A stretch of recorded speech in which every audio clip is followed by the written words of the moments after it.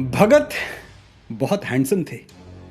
एक टर्म है इंग्लिश में, हार्ट ब्रेकिंगली हैंडसम। गबरू जवान सरदार। कॉलेज में लड़कियां भगत पर जान छिड़कती थीं। और ऐसा नहीं है कि भगत खुद रोमांटिक नहीं थे। कभी मोहब्बत के सवाल पर भगत ने पंडित चंद्रशेखर आजाद से कहा था, पंडित जी, आज हमारे पास मोहब्बत के लिए वक्त नहीं है। इस जिंदगी में तो आजादी के सिवा किसी और से इश्क नहीं होगा। अगला जन्म मिला तो एक ही काम करेंगे, सारी उम्र महबूब की बाहों में गुजार देंगे।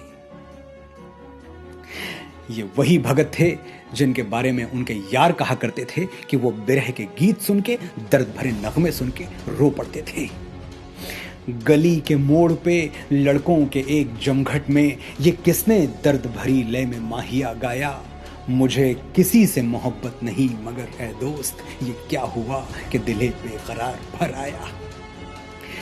साफ जाहिर है भगत के सीने में एक धड़कता हुआ दिल था, लेकिन वो ये भी जानते थे कि आजादी की राह में किसी भी दिन कोई उड़ती हुई गोली उनके दिल के धड़कने पर एतराज कर सकती है। फिर उसका क्या होगा जिसे वो अपने पीछे रोता बिलखता छोड़ जाएंगे। मिट्टी में बंदूकें बोने वाले भगत ने कभी मोहब्बत का पौधा अपने दिल की जमीन पर पनपने ही नहीं दिया। मैंने ये सोच के बोए नहीं ख्वाबों के दरख्त, कौन जंगल में लगे पेड़ को पानी देगा। भगत 16 साल के थे जब उनके माता पिता शादी के लिए उन पर दबाव डालने लगे। भगत जानते थे कि दुनिया में किसी को भी समझाया जा सकता है, लेकिन उस मां को नहीं जिसकी आंखें बेटे के सर पे सेहरा देखने के लिए तरस रही हों। बड़ी से बड़ी चुनौती से हंसते हुए लड़ जाने वाले भगत मां की मासूम सी जिद से नहीं लड़ पाए और एक दिन चुपके से कानपुर भाग गए। पिता ने पूछा, ऐसा क्यों किया भगत? तो बोले, अगर मैं गुलाम भारत में शादी करूंगा तो मेरी दुल्हन सिर्फ मेरी मौत होगी, किसी और की मांग में सिंदूर भरने का मुझे हक नहीं है।